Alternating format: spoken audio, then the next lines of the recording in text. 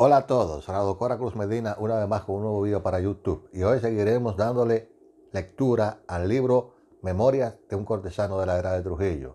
Y hoy vamos a continuar con la parte que se titula Radiografía moral de la era de Trujillo. Ahí seguimos. Acuérdense que yo los títulos, los vídeos los tengo titulados con números. Este es el número 7 de esta serie dándole lectura al libro de Balaguer, Memorias de un cortesano de la era de Trujillo. Bueno, ya el libro comienza a entrar en su fase interesante. Ya comenzamos a entrar a lo que es la vida de Balaguer junto a Trujillo. Hasta ahora el libro ha hablado de la niñez de Balaguer, de sus primeros años como estudiante de abogacía, de derecho, cuando él comenzó a ejercer de derecho, cuando él comenzó a trabajar en el periódico La Información, todo eso. Lo ha hablado el libro hasta ahora, y ahora entramos a la parte de la era de Trujillo, la parte que le interesa más a las personas. Así que nada, voy a continuar dándole lectura al libro Memoria de un cortesano de la era de Trujillo. Dice aquí la era de Trujillo. El 16 de agosto de 1930 se juramentó Trujillo como presidente de la República. Ese día se inició, pues, el largo periodo de 31 años que hoy se conoce como la era de Trujillo. En la primera edición del Placer de Gabriel de Anuncio hay un pasaje significativo como revelación de toda una concepción del universo y de la vida. El amante se dirige en carruaje a una cita amorosa. Al llegar a la esquina de la plazoleta Goldoni, el vehículo se ve interrumpido por una manifestación pública que no le permite proseguir tranquilamente su camino ni desviarse por una vía diferente. ¿Qué sucede?, inquiere a Láuriga Andrés Perelli. Es una manifestación patriótica, se le responde. La multitud protesta porque 500 marineros italianos han sido asesinados por los bárbaros en Dogali. El viajero exclama entonces enfurecido: y por 500 infelices marineros italianos asesinados, se me obliga a permanecer tanto tiempo en plena calle, acosado por los aullidos de una multitud vociferante. Qué interesante, Balaguer haciendo esta cita. Vamos a ver. Dice, en el año 1937, año interesante, acuérdense, año 1937, matanza de los haitianos, se hallaba el presidente Rafael Leonidas Trujillo en la población fronteriza de Dajabón, rodeado de áuricos y de hermosas mujeres. Había ingerido grandes dosis de Carlos I, su coñac favorito. Un alto oficial del ejército se le acercó para informarle que una banda de merodeadores haitianos había penetrado en el territorio nacional, hurtando un gran número de reses y depredando, como de costumbre, varias fincas de la región fronteriza. La interrupción irritó a Trujillo. Como Perelli, el personaje de Anuncio, manifestó su desagrado con un desplante terrible. El oficial que le anunció la irrupción en el territorio nacional de los depredadores haitianos recibió la orden siguiente: cursa instrucciones para que se proceda de esta misma noche a exterminar sin contemplaciones a toda persona de nacionalidad haitiana que se halle ilegalmente en territorio dominicano.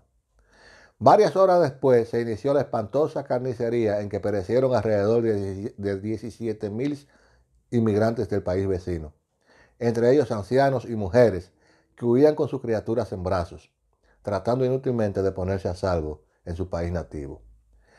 Esa obra de exterminio se cumplió fríamente, prolongándose durante varios días ante los ojos atónitos e impotentes de la nación consternada. Tal holocausto, realizado en pleno siglo XX en una pequeña isla del Caribe, pinta a Trujillo de cuerpo entero. El genocidio de 1937 no fue ni la obra de un loco ni la de un sátrapa empedernido en la abyección y en el crimen. Fue sencillamente el acto de un hombre o de un ególatra, si se quiere, que no solo obedece a la brutalidad de sus instintos, sino también a una concepción bárbara de su destino como patriota y como gobernante. Oigan, es Balaguer que está hablando aquí, en el libro Memoria de un cortesano de la era de Trujillo. Vean aquí el libro. Aquí Balaguer está narrando eso. Vean ¿Cómo piensa Balaguer de la orden que dio Trujillo sobre asesinar a los haitianos? Él cifra aquí los haitianos asesinados en 1937 en 17,000 y dice que esa matanza se llevó a cabo durante varios días.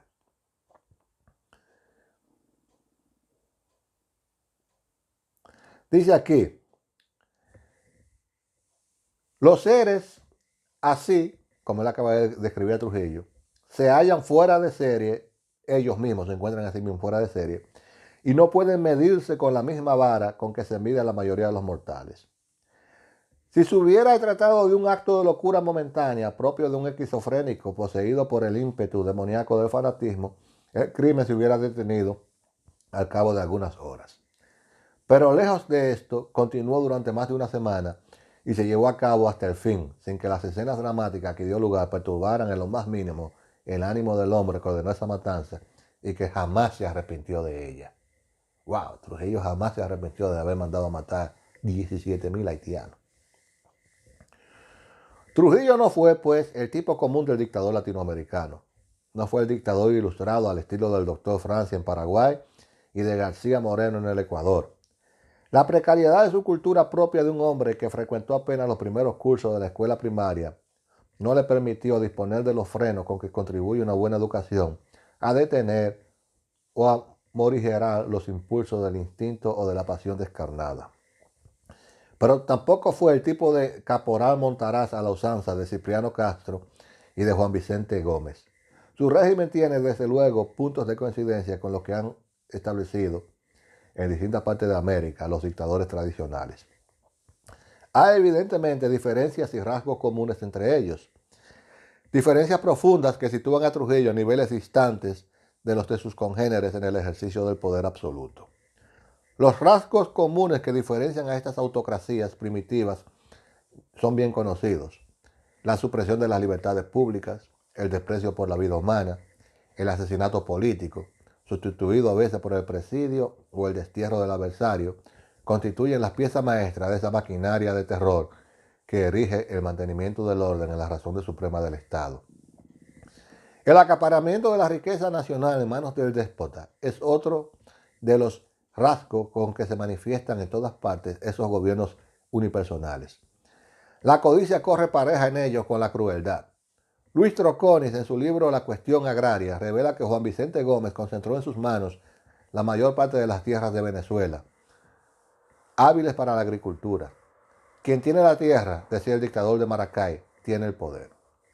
Las posesiones de Juan Vicente Gómez comprendían, según Troconis, 1.631 fundos agropecuarios, con 32,000 hectáreas en el estado de Aragua, en el distrito Junín, del estado Táchira, 274 haciendas con una extensión de 5.500 hectáreas, en Miranda y 306 fundos en Carabobo, 1.569 en Guárico y 157 haciendas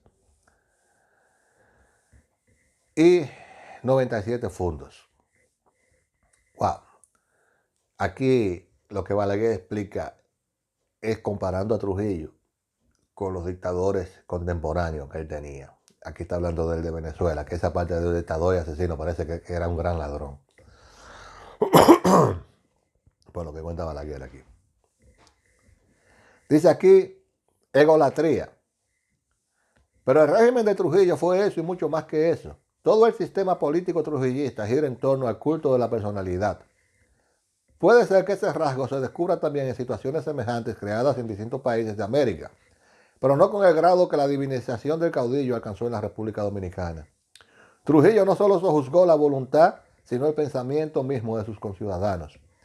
La vida nacional durante más de 30 años fluctúa totalmente en torno a su nombre y obedece a las directrices de su carácter absorbente. Muchos testimonios podrían citarse como prueba de esa absorción por un hombre de la conciencia y de la mente de infinidad de otros seres humanos. Deseo limitarme, no obstante, dada la índole de esta obra, a mis experiencias personales con Trujillo. Wow. Testimonios propios. Dice aquí, en 1933 di a la publicidad en España un libro de alrededor de 300 páginas titulado Trujillo y su obra. Es decir, Balaguer escribió un libro sobre Trujillo. Cuando los primeros ejemplares llegaron a la República Dominicana, se los condenó al fuego como en los días de la Inquisición, solo por el hecho de que en ese libro se hacía un elogio a Rafael Estrella Ureña y se ponderaba en términos encomiáticos su extraordinaria capacidad oratoria. Oye, Balaguer hace un libro sobre la era de Trujillo, la obra de Trujillo, en el año 33, y por alabar a Estrella Ureña, ¿sí? Por hacer un alabo a Estrella Ureña, mandan a censurar el libro y a quemarlo. Increíble. Esta reacción incalificable provocada por una crítica inofensiva reveló a quien esto escribe, al igual que a todo el país, que con Trujillo había surgido en la vida nacional no solamente un tártaro dominado por la idea de un poder omnímodo, sino también una especie de narciso entregado a todos los excesos de la megalomanía y del amor a sí mismo. Cuando regresé al país en junio de 1935, después de una estancia de alrededor de 3 años en Europa, recibí otro testimonio de ese endiosamiento que iba ya en camino de convertirse en un dogma de la vida dominicana. Invitado por la directiva de la Casa de España, dicté en ese centro social una conferencia con el siguiente epígrafe: Sevilla, la ciudad de la gracia. Al día siguiente, el secretario de Educación, don Ramón Emilio Jiménez, recibió, firmada por el propio Trujillo, una carta en la que se expresaba el disgusto con que había sido recibido en los círculos oficiales el hecho de que un miembro de gabinete, como lo era yo, que desempeñaba en ese momento una de las subsecretarías de la cartera en cuestión, malgastara su tiempo hablando de Sevilla y de obras y de otras naderías por el estilo, en vez de dedicarse a exponer a sus compatriotas las grandezas de un régimen como el que a la sazón existía en nuestro país. Jiménez contestó a Trujillo con otra carta en la cual puntualizaba que yo había mencionado elogiosamente su nombre al iniciar mi conferencia y que ésta se había dictado para corresponder a un pedido de don Vicente Ortiz y de otros miembros prominentes de la colonia española. Las medidas que se tomaron contra mí en esa ocasión se extendieron después a todos los intelectuales dominicanos. En el año 1955 se efectuó en el Hotel Matún de la ciudad de Santiago un banquete en honor del destacado jurisconsulto Federico Álvarez, con motivo de sus 40 años de ejercicio profesional. Todos los funcionarios que asistieron a ese agasajo fueron destituidos con el pretexto de que no se había hecho mención de Trujillo en los discursos en que se exaltaron los méritos del homenajeado como hombre de leyes. Varias manifestaciones públicas se organizaron en Santiago y en otras ciudades del país para desagraviar a Trujillo. En uno de sus actos me correspondió como nativo de la provincia de Santiago pronunciar el discurso que aparece reproducido en uno de mis libros, el titulado La palabra encadenada. La persecución que se ejerció entonces contra el licenciado Federico Álvarez quebrantó hasta tal extremo su salud que sus facultades mentales quedaron resentidas. ¡Wow! Aquí se ven fotos del libro, Trujillo acompañado de militares. La pie de foto dice: presidente Trujillo y el vicepresidente Rafael Estrella Ureña observan la maniobra militar ejecutada tras el acto de juramentación. Aquí. Y aquí, a este licenciado Álvarez. Licenciado Álvarez, al cual se le hizo un homenaje en el Hotel Matún por sus 40 años de carrera. El Hotel Matún en Santiago por sus 40 años de carrera. Y ahí vimos que, por no mencionar a Trujillo, todos los funcionarios públicos que asistieron ahí fueron votados del gobierno. Dice aquí: el sentimiento de la egolatría llevó a Trujillo, ya en el periodo final de su vida, a creerse provisto de dones especiales. Una de las manías que se desarrolló entonces en él fue la de creerse médico, con capacidad superior a la de los mejores galenos para recetar a cualquier paciente afectado por alguna dolencia de no fácil diagnóstico. Desde los primeros días de su encumbramiento político se impuso la costumbre de diagnosticar a sus peones afectados por cualquier enfermedad pasajera. Cuando en su hacienda fundación se le informaba que alguno de sus capataces se hallaba en cama con alta fiebre, disponía, aún sin haber visto al enfermo, que le diera cloromicetín u otro medicamento indicado contra la tifoidea. Con frecuencia acertaba por ser una de las dolencias más comunes entre la peonada que servía bajo sus órdenes en cualquiera de sus posesiones ganaderas. Alrededor de 2 años antes de su muerte, en 1959, hizo publicar en la prensa nacional un aviso en el cual se invitaba a todas las personas afectadas por alguna enfermedad que requiriera el envío del paciente al exterior a dirigirse a la presidencia de la República, en donde se le harían las recomendaciones necesarias para la curación de su dolencia. Este anuncio llamó mucho la atención del país e hizo creer a no pocas personas que Trujillo no se hallaba cabalmente en su juicio. Esas cosas que está diciendo Balaguer aquí son cosas que yo le he escuchado muchas veces como cuento de la era de Trujillo. Por ejemplo, ese punto de que Trujillo te mandaba, te decía que tú tenías que hacer para sanarte. Yo pensaba que eso eran cuentos. Y mira que yo he leído este libro varias veces, pero a uno se le olvidan cosas. Mira cómo me acabo de acordar de que esas anécdotas que uno piensa cuando la escucha cuando es pequeño en República Dominicana, que uno cree que son anécdotas y cuentos, son cosas reales. Y eso también te indica que Trujillo ya al final de su vida no estaba bien de la cabeza.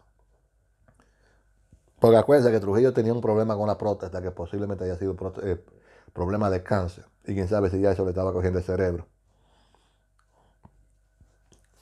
Muy bien, muy bien.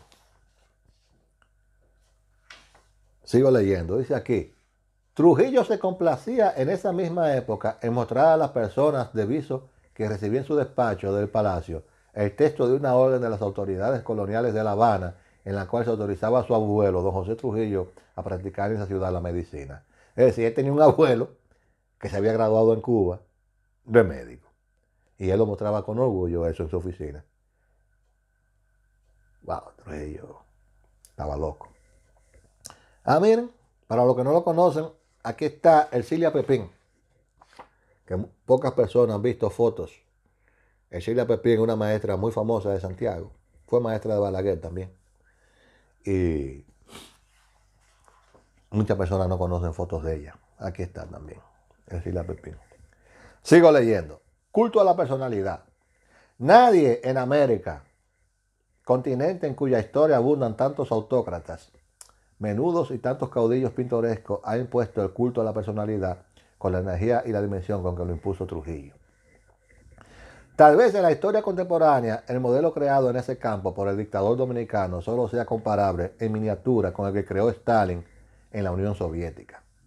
Idólatra de sí mismo, megalómano hasta el último extremo, Trujillo no admitió jamás la presencia en el escenario en que ejerció su dominio de ninguna figura que pudiera rivalizar con la suya. Durante su régimen, caracterizado por la influencia absorbente de su nombre y por la suma de poderes que acumuló en sus manos, todas las virtudes debieron permanecer cautelosamente enclaustradas. Aún los príncipes de la iglesia, obligados a poner el púlpito de los intereses temporales y a mezclar las loas al déspota con las preces de la divinidad, tuvieron que permanecer reducidos durante los 30 años de esa aberración oscurantista a una actitud tan sumisa como el resto de la ciudadanía. Es decir, aún la iglesia y los sacerdotes y los obispos. Acuérdense que allá había un letrero que decían Dios y Trujillo. Dice aquí, el culto a los grandes próceres de nuestra independencia, mantenido hasta entonces en los textos nacionales de historia, gracias al celo con que se dedicó a propagarlo el historiador José Gabriel García, empezó a declinar a medida que iba ascendiendo en la conciencia de la población el generalísimo Trujillo, reverenciado como benefactor de la patria y padre de la patria nueva. El país, pese al ejemplo de algunas figuras rebeldes pero aisladas que siguieron rindiendo culto en silencio al creador de la nacionalidad, es decir, a Duarte, se plegó a esa situación y se hizo cómplice de los mecanismos que se pusieron en práctica para relegar a un plazo secundario a nuestras figuras históricas más venerables. Algunas veces se intentó desafiar a la tiranía y eludir su poder avasallante. El primer intento de ese género partió de una mujer en 1932, a raíz de haber caído abatidos en la serranía de San José de las Matas los hermanos César, Faustino y Andrés Peroso. Se produjo en Santiago un incidente que puso en vilo el alma de la nación entera. Andrés Peroso había dictado durante varios años clases de instrucción moral y cívica y de historia de la filosofía en la Escuela Normal de Santiago, dirigida entonces por el profesor don Sergio Hernández. Su muerte, dada las circunstancias en que aconteció, conmovió a todo el país, dando lugar a un movimiento espontáneo de protesta silenciosa. Ercilia Pepín, quien ya se había distinguido por las movilizaciones multitudinarias que organizó en contra de la primera ocupación del país por la Infantería de Marina de los Estados Unidos, hizo izar a media hasta la bandera nacional en la Escuela México. En la Escuela México, donde yo estudié. Entonces, bajo su dirección, como prueba de solidaridad del Magisterio Nacional ante la muerte del profesor Andrés Peroso. O sea, oigan qué pelota tuvo esa mujer, ¿eh? No se podía hacer algo así, y mucho menos con una persona que fue Trujillo que la mandó a matar. A un colega profesor de ellos, el señor Pepín puso la bandera de la Escuela México, del Liceo México, que creo que estaba, no sé si estaba en otro lugar situado que lo que está situado ahora, pero es la misma escuela, porque yo me acuerdo que cuando yo iba a la escuela, en la Escuela México, hay una pared de personas distinguidas que han pasado por la escuela, y ahí está el Cilia Pepín. Dice aquí, en la escuela normal, en cuyas aulas parecía permanecer vivo el recuerdo del maestro inmolado, la bandera de la República permaneció en su asta, sin que nadie se atreviera a bajarla del tope como señal de duelo. Es decir, Peroso era maestro de la escuela normal. Y en la escuela donde él era maestro, ahí no hicieron nada con la bandera cuando Trujillo lo mandó matar. Pero Ercilia Pepín, que era directora de la Escuela México, puso la bandera media asta, como señal de duelo por Peroso. Es decir, ella tuvo más huevos que los mismos colegas directos de profesor que trabajaban con él en la escuela normal. Las críticas contra el director de la escuela normal se extendieron por toda la ciudad de Santiago, que aplaudió en cambio el gesto cívico de la directora de la Escuela México, Ercilia Pepín. Se quitó entonces la falda que vestía en presencia de los alumnos y los maestros de su plantel y se la envió en una bandeja al profesor don Sergio Hernández, con este mensaje escrito de su puño y letra: envíeme en cambio sus pantalones.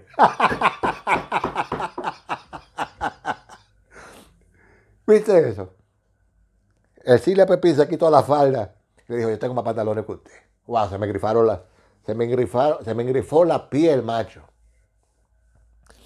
Poco después, don Sergio Hernández fue víctima de una profunda crisis neurótica y se retiró de la dirección de su escuela avergonzado.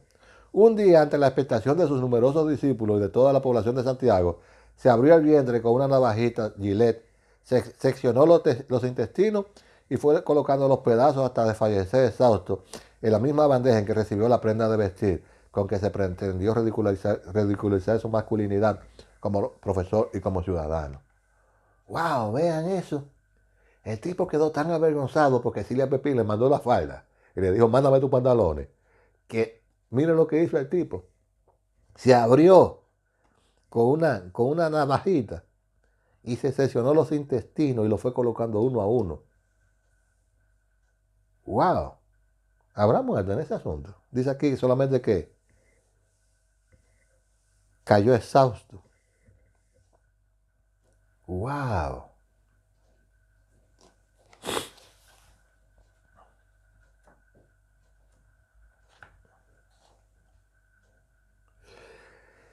Dice aquí, proscripción de Duarte y de los grandes próceres dominicanos. Oigan lo que llegó a hacer Trujillo, ¿eh? Trujillo llegó a prohibir que se hablara de Juan Pablo Duarte y de los demás próceres de la República Dominicana. Solo se podía hablar de él. Y Juan Pablo Duarte fue quien fundó la República. Mierda, Trujillo era un maldito. Dice aquí, el culto a Trujillo se exageró hasta el punto de que el nombre de Duarte y el de los demás fundadores de la República dejaron de ser ofrecidos a la veneración del público y aún se les desterró de las aulas escolares. Y es cierto que al cumplirse el primer centenario de la independencia nacional, los restos de Duarte, Sánchez y Mella fueron llevados en procesión cívica a Baluarte del Conde, un viejo monumento de los días de la colonia, convertido mediante ley en el altar de la patria. Pero concomitantemente con ese gesto de reparación patriótica, se llevó a cabo una campaña sistemática para erigir a Santa Anna, autor de la reanexión a España, en la figura central de nuestra independencia.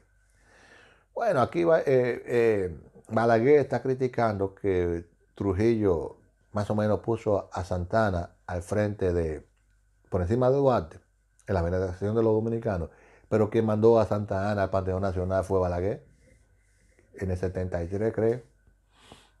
Es decir, que él no puede criticar a Trujillo por eso, él mismo estaba envuelto en eso. Dice aquí,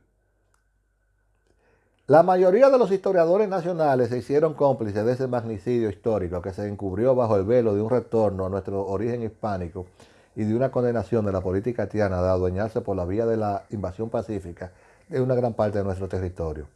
Mi respuesta personal a esa labor de desconocimiento de los méritos de los creadores de nuestra nacionalidad fue la publicación en Buenos Aires, en el año 1950, de la biografía apologética del fundador de la República, que lleva por título El Cristo de la Libertad. Yo tengo ese libro, El Cristo de la Libertad, lo tengo allá abajo.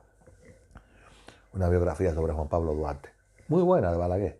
Y bueno, él la publicó en el 50 y dice que lo hizo para resarcir a Duarte. En esa biografía se incluye un capítulo en que se analiza con serenidad la figura del llamado héroe de las carreras. Fue esa la más dura crítica que se hizo en contra de Santana durante la era de Trujillo. Nadie tuvo el valor de objetarla porque acaso pasó por muchos inadvertida. Don Manuel de Jesús Troncoso de la Concha, presidente de la Academia Dominicana de la Historia, en carta que me dirigió para avisarme el recibo de un ejemplar de esa obra, comentó así el capítulo del Cristo de la Libertad a que se hace referencia. Y aquí está la carta que le envió de la Concha, una carta un poco... Aquí está la respuesta que le mandó Balaguer a la Concha. Y eso. Bueno, este capítulo 7 de la lectura del libro de Trujillo llegó hasta aquí. Seguiré dándole lectura en un par de días, pero ya la cosa se pone emocionante porque ya Balaguer comenzó a hablar directamente de lo que es la era de Trujillo en sí y su relación con Trujillo en ese tiempo. Si te gustó, dale like, no olvides hacerte suscriptor del canal, que estamos creciendo y eso me fascina, y comenta abajo esto que estás escuchando sobre Memorias de un cortesano de la era de Trujillo. Hasta el próximo vídeo.